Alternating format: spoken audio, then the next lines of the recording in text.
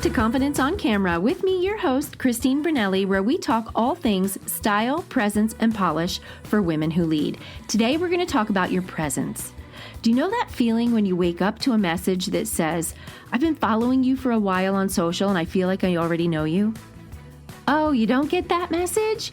Well, we're going to start crafting a strategy so you get those messages because those are leads, my friend. Are you ready? Let's dive in. How long have you been on social media? I wonder. I joined Facebook, was my first experience, and I joined back in 2008, maybe? I think. And it wasn't for business. It was for funsies. And I'm Gen X. I got to connect with people I hadn't seen or heard from in years. And it was a really cool dopamine hit. It was a really cool, oh my gosh, how are you kind of thing, right? It felt like community where my feed, that was before Facebook ads, right? The feed was just kids and puppies and vacations. And it was truly a place to connect. Fast forward all these years, now this episode is being recorded in fourth quarter 2025. It's different. The algorithm doesn't show you always the people that you want to see. In fact, in my Facebook page that I started back then, I think I only see like the same 10 people over and over again. If I think to myself, I haven't seen a post from this person in a while, I'll go to their page and I'll like a bunch of their posts just to tell the algorithm, hey, show this person in my feed more. But that's what makes it tricky when you're on social media now, because we feel like we're having things thrown at us left and right. I know you see the same thing. My Facebook feed doesn't look like it did back in 2009. It is filled with ads and suggested people to follow, not even an ad, but you might like this content. And it makes you almost feel like, I don't want to be that person. I don't want to be the person that is flooding my feeds with stuff that looks like noise and it looks like not the community. But here's the thing.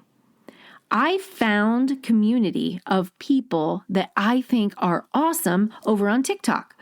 And I think it's because on TikTok, the feed looks different, right? There's not like, there are ads. It's called TikTok Shop. That's mostly what you see. TikTok Shop is where they're selling stuff, and it's still people like me and you who are demoing products, and that's what the ads look like. I never see political ads. If you don't engage with politics or anything divisive, you're not going to see it in your feed. So they only show you over on that platform what you engage with. And what's funny is I engage with a lot of like comedy. I love it. I engage with a lot of realtors because I'm working with real estate agents right now. I engage with all of my friends that are over there who are either fitness coaches, wellness coaches. I'm a chiropractor by career, by profession. And so I have people over there that I know from my professional background, and I see their stuff. But what's really cool about that platform is it shows me more stuff like that. Instead of showing me, hey, you might want to look at this ad. I don't get that.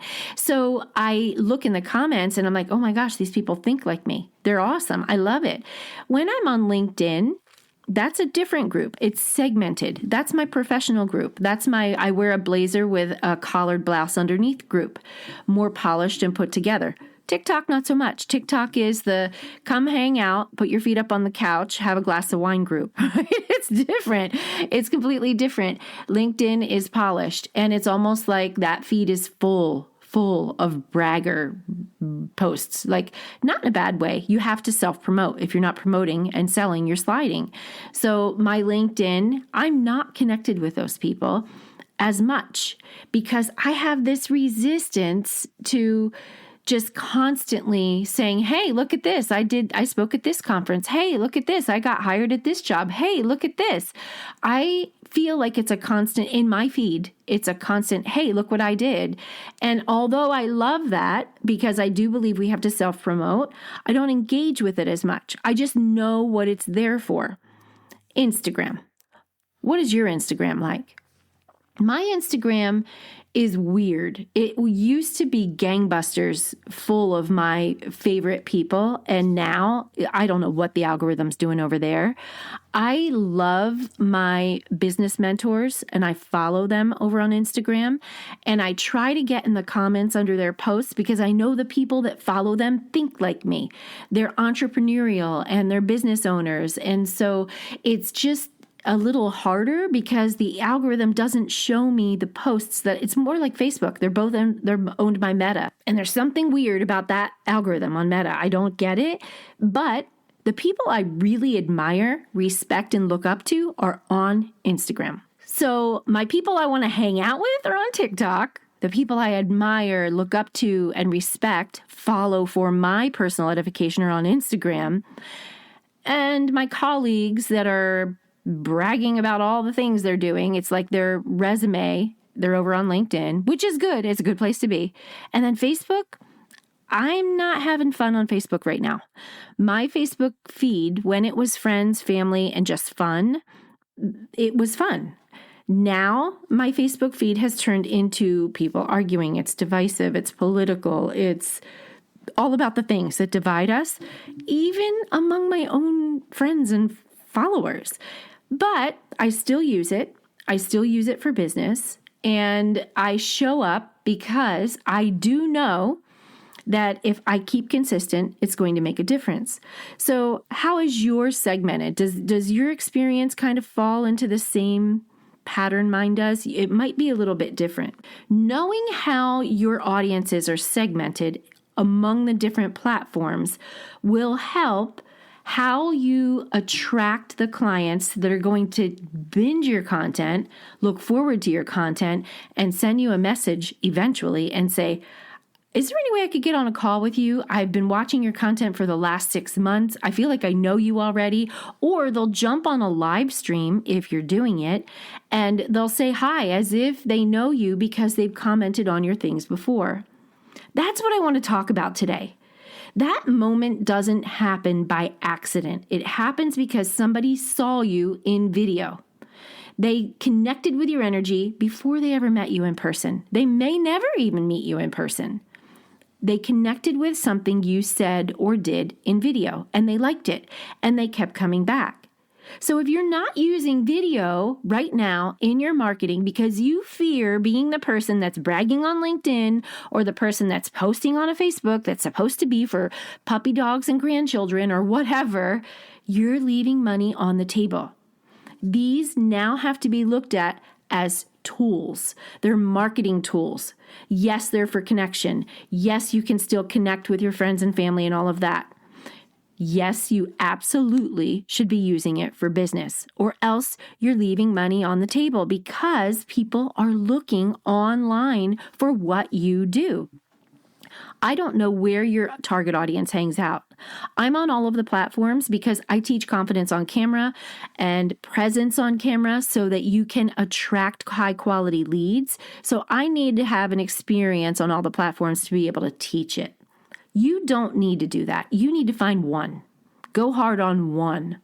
What is it? What platform has your target audience? Do you know the demographic, where they hang out, where they are looking for solutions? Maybe it's YouTube. Depending on the demographic and the age and all of that, they could be on YouTube. They might not be on any of this stuff. So you need to know that before you start strategically using video to attract your clients. If you're like me, and you built your business through relationships, referrals, and word of mouth, like I did in my local community, before I ever got online, I was in brick and mortar world, and you're realizing that it's not scaling like it used to, well, my girl, you're in the right place. That's what this episode is for, because I feel your pain. I get it. I never was on video for my business until the pandemic, ever. And then when I made $2,000 from a 3-minute video, I stopped and went, wait, what? 3 minutes of me being a little hot under the collar and nervous, and somebody messaged me in the DMs and said, you just read my mail. I don't know how you knew what I'm going through. I need to talk to you. How do I get on a call with you? Next thing I know, Stripe is sending me a notification. Cha-ching, cha-ching. She hired me for private coaching, and she was cold lead. She didn't know me. That's the power of video and knowing where your ideal client hangs out. Now, they might not be searching for solutions where they're hanging out. They might be doom scrolling. But if you interrupt the doom scroll with something that they're interested in, like, here's how to get dressed up for New Year's Eve. If you're trying to attract the ideal mate, like something like that, they might not be scrolling their socials looking for the idea of what to wear. But you say something like that and they're like, wait, what? I do have a date coming up on New Year's Eve. Hold on. What does this person have to share?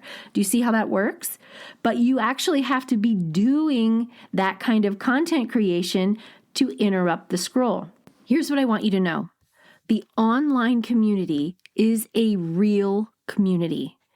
I had all kinds of resistance, just like you, all the resistance and all the excuses of why I hated being on video on social. I hated the idea. I didn't want to be that person. I didn't want to be bragging about all of the things I did. I didn't want to be, the person that was interrupting the scroll. Well, until I realized everybody that's making over $1 million is doing that. So how much money do I want to make? I mean, if you want to be successful in your career, you have to model the proven practices that the people that are already doing what you want are doing. And they are all using social media, all of them. Even the ones, this is ironic, the ones who teach you how to build a 6- and 7-figure business without paid ads are running paid ads to get your attention to get into their program. I'm like, the irony here. They're teaching you how to build a business in 6- and 7-figure earners without using paid ads, but they paid for an ad, and I'm seeing a sponsored post to get my attention. Like, they have no shame. But is there anything wrong with that? If their bank account is reflecting that they are helping people, that people trust them, and they have a community that is around them engaging with their content, they're doing something right. So there has to be a mindset shift around showing up on video. It's one of the very first things I like to talk about with people who are resistant because I used to be you. I didn't want to be that person. And then I thought, I do have to be that person. I might not like it, but then I'm going to learn to love it because it's going to put money in my bank account. And once it starts getting you the traction and the engagement and people are hitting you up saying, I feel like I know you because I've watched so many videos, you go, oh, it does work. And then you look at it through a completely different lens, completely. Now, I am not putting any shade on the old way of doing business, the slower way of doing business, in building relationships outside of being online. Look, your girl here is an extrovert. After I record this episode, I'm getting in my car and driving to probably 6 or 7 real estate offices in my local area to invite the agents into a free webinar that I'm going to be teaching. So I will be, when I'm done doing that, I will be so fired up because I love people. I love the engagement with people. For you, it might not be that. It just might be the fear of getting yourself on video. You might not need the extrovert connection. You might do a little bit at a time and then come back to recharge. And that is totally okay. But the old way of doing things on word of mouth and referral still works online. That's the beauty of using video because it will scale your business. Once you get 1 or 2 people to say, hey, I worked with her, this is the result I got, this is where I started, and this is the result she helped me get, work with her, trust her, she's good, then you put that out in the world and people see it and they go, oh, wait a minute, she's just not some random person posting a video. This person actually is credible. She's worked with people. Working one-on-one, getting in DMs and building relationships works, but it is slow. Using video isn't as slow. It isn't the fastest, but it's definitely effective. Definitely. Because let's just say you are getting 100 views on a video. That means 100 people. You're talking in a room to 100 people. Don't feel bad about that. Maybe your account doesn't have a lot of followers. Don't feel bad about that. How many people can you hold in your living room comfortably? Can you hold 150? Then don't feel bad about 150 followers, right? You have to shift your mindset around it. By the end of this episode, I'm going to help you know exactly how to make your camera your most reliable team member, the one that attracts clients even when you're not on your phone. I don't sit on my phone all day. That is point number 2. Point number 1 is the online community is segmented. You need to know where your people are, and you need to realize it's a true community. They're looking for you. And point number 2 is you don't have to be on your phone all the time. You can post and get out and then get back in. If you are in real world and you've built leads in real world, you know, like if you went to Chamber of Commerce meetings or any type of networking meeting, you would stand up, introduce yourself, say who you are, who you serve, that type of thing. It's kind of your pitch. Video has replaced the elevator pitch. It's replaced open houses. If you're a real estate agent, it's replaced the business card. It's replaced the handshake because it's faster, easier, and it's still human. Your videos are a digital handshake. That's what they are. Hi, this is who I am. This is who I serve. Here's what's powerful. When your videos reflect your presence and your professionalism in your unique way, they start doing prospecting for you. You're not trying to get seen by everyone. You're trying to create like this vibe of your personal essence, your brand, and create familiarity with the right people. That is attracting, not chasing. So let's talk about why video works so well. I'm really going after your headspace right now. People don't buy from the best. They often buy from the person they trust the most. That trust is emotional, not logical. Sometimes the very best heart surgeon in the world has the absolute worst bedside manner. You've heard that before. He's a jerk. God, I would never want him. Feels like he wants me to die. But his statistics show that he's the best heart surgeon out there. A lot of people won't work with him. Some people will if they have a thick skin, but a lot of people want to go with the person that makes them feel seen, heard, and understood. Your viewers are subconsciously saying, do I like her? Does she seem competent? Could I picture myself working with her? All of that happens before they even hear your full message. All they're doing is sizing you up in the first 5 seconds. I know it's harsh, but this is where we are. You're in business. You have to be marketing. This is like an effect of familiarity. The more someone sees your face, your expressions, and your tone, the safer you feel to them. And that safety then turns into trust. That's why you have to be consistent.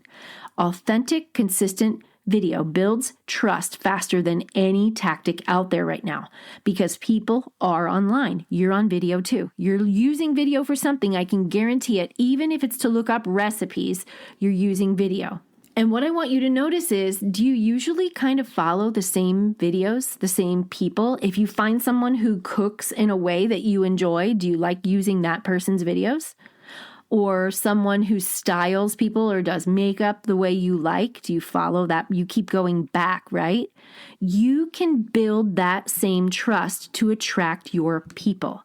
You can start with simple things. Eye contact with the camera lens like it's your favorite person sitting right across from you. Do not look at yourself on screen. Energy. Lean in a little bit. Lean in and look at the camera. It feels like you're leaning in at a coffee shop, sitting across from someone really interested in what they have to say and engaging with them. This is tricky when you're new. I teach this in all of my programs, but I want to give you a leg up and get out there and start practicing this for free. I'm sharing with you my framework. Lighting and sound. You have to have good sound and lighting. Clear visuals and clean audio mean credibility. I'm sorry, but if you're in an empty house as a real estate agent and I hear echo, no. You're too far away from your cell phone. You need to get yourself a microphone. No big echo.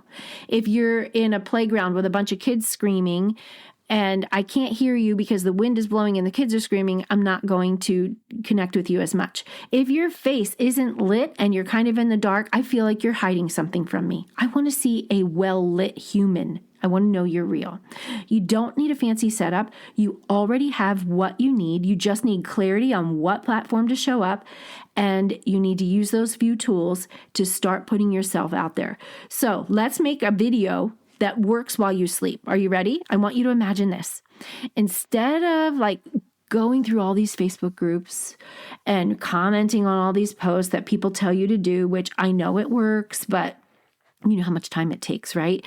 Get into your ideal client avatar's Facebook group and show up as the expert you are. Let me give you an option. How about recording 3 short videos, and those videos quietly do the work for you for the next week or 2? If you're on YouTube, it does work for you from now until the next 5 years. YouTube videos have a long shelf life. Social media, not so much. So here's what I want you to work on. The first one that matters most is an introduction video. I want it to be 20 seconds or less. Most people won't watch it past 5 seconds, but you need to do it for the muscle. I want you to develop the muscle. Some people, if you've never done video, are going to watch the whole thing because you're shocking them. They're like, wait, what? She never talks. I never see her face. I want you to say who you are, who you help, and what result you deliver. Here's an example. I'm looking in the camera and I say, hi, I'm Christine Brunelli. I help women in business show up on camera with confidence, with polish and presence, so they attract leads in their business and make more money. Bam. What do? Say that in the camera, record it, post that baby. Post it. That's it. It's not a resume.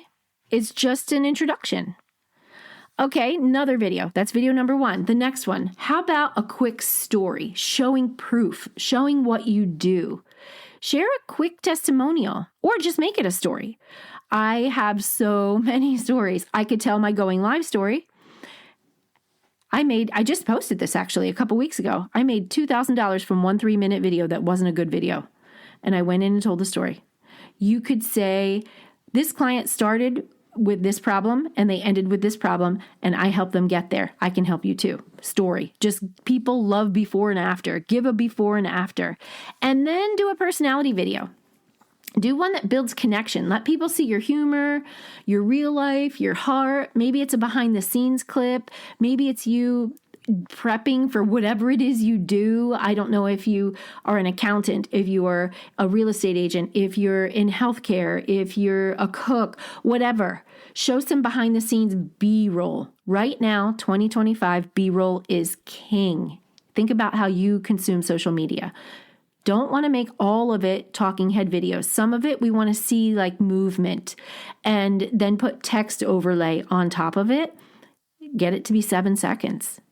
And you have got a great video. Make sure that text overlay hooks them. Send them to the caption to read more if you want.